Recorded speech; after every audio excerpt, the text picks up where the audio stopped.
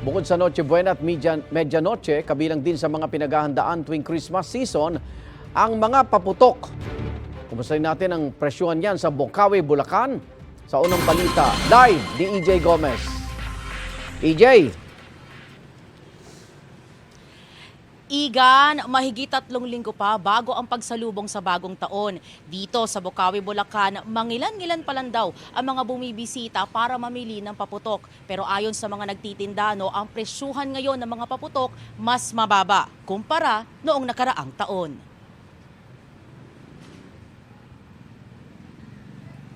Hindi pa tapos ang Pasko kaya medyo matumal pa raw ang bentahan ng mga paputok dito sa Bocaue, Bulacan.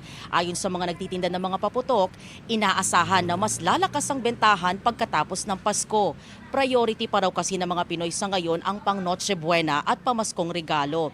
Pero ang presyuhan daw ng mga paputok ngayon mas mababa kumpara noong nakaraang taon. Ang ordinaryong fountain mabibili sa 35 pesos hanggang 200 pesos. Ang dragon fountain naman nasa 700 pesos hanggang 1,500 pesos. Mabibili naman sa 1,200 pesos hanggang 10,000 pesos ang aerial fireworks depende sa dami ng shots. Ang isang bundle ng luces naman ibinebenta sa halagang 35 pesos hanggang 50 pesos. Bagamat sapat naman daw ang supply sa ngayon, inaasahan na bahagyang magtataas sa mga presyo ng ilang paputok ilang araw bago ang New Year. Kaya naman payo ng may-ari ng tindahan ng paputok na si Tatay Tony sa mga mamimili, pagkatapos ng Pasko, mamili na raw para makatipid at makaiwas sa dagsa ng mga customer.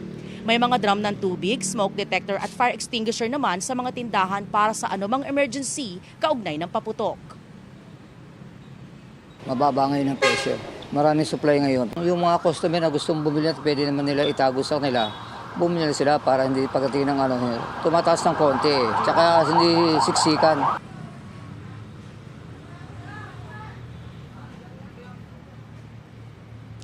Igan, ayon dun sa mga nakausap natin nagtitinda, ang pagdami ng mga tao dito sa Bocaue, Bulacan ay nangyayari tuwing tanghali hanggang hapon, lalo na kapag weekend. Sa tansya nila, aabot sa 10% hanggang 20% ang itataas sa mga presyo ng mga paputok pagka papalapit na ang bagong taon. Yan ang unang balita mula rito sa Bulacan. EJ Gomez para sa GMA Integrated News. Igan, mauna ka sa mga balita, mag-subscribe na sa GMA Integrated News sa YouTube para sa iba't ibang ulat sa ating bansa.